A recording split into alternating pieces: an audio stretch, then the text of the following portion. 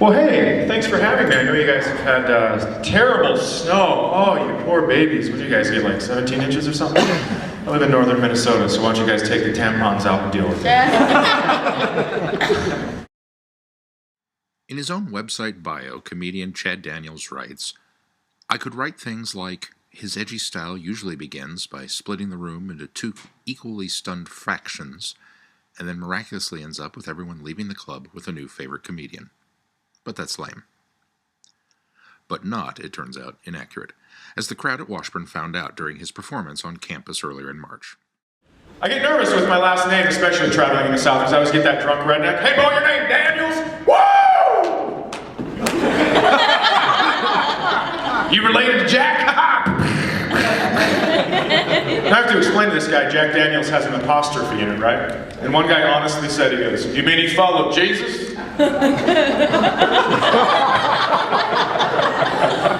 Yeah, sir, he was one of the 12 apostrophes. There you go. Why don't you go color? Like an apostrophe would ever follow Jesus, right? They'd have to give up all their earthly possessions, and hello, their main job is to show ownership. If you didn't get that joke, you might want to call mom and dad and have them cancel the tuition check, because college is not working for you. Every time I tell that joke, an English teacher gets their wings. My buddies brought me to open mic because they knew I really liked comedy and was into it from a young age, and they signed me up without me knowing about it. And so they said, "Oh, Chad Daniels is your next comedian." And I was like, "Oh, someone has my same name. That's me doing comedy." And they were like, "Nope, get up there." So it kind of threw me to the wolves, and I ate it so hard that night. But really enjoyed talking to the people afterwards, the other comics and stuff. Kind of found kind of a nice little close-knit community, and just kept going back and got hooked. For over an hour, Daniels tackled topics from standard comedian fare like marriage and children and southern accents, to the slightly more polarizing topics of racism and old people.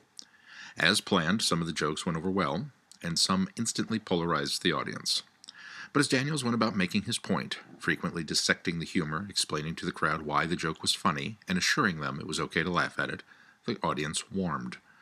The explanations came less as the evening went on. The audience got quicker to laugh at even the taboo subjects by the end. Women love the southern accent with a dude, man. Like, oh, it's so sexy. I think the southern accent is one step away from mental retardation. Oh. I guess you guys didn't like that one, but if you ever hear a southern accent, it's never like, "I cured cancer." It's never that. It's always something like, "I'm about to jump a truck off the roof into my boat, cool, fuck it, come on!" It's always some shit that you never want to be part of. "I'm about to jump a truck off the roof" is one step away from, "I like sprinkles on my ice cream," in my opinion. You know, there are times written specifically into my act to get the because if you're up here the whole time, then it doesn't seem, I don't know, it doesn't flow as well if it's always here. So if you go down here and then you come back up, then it's a different kind of rap. The event was sponsored by CAB, the Campus Activities Board. Did you enjoy coming? Coming here? Yeah. Oh, I loved it. The crowd was great. This is Sean Collins reporting for the Washburn Review.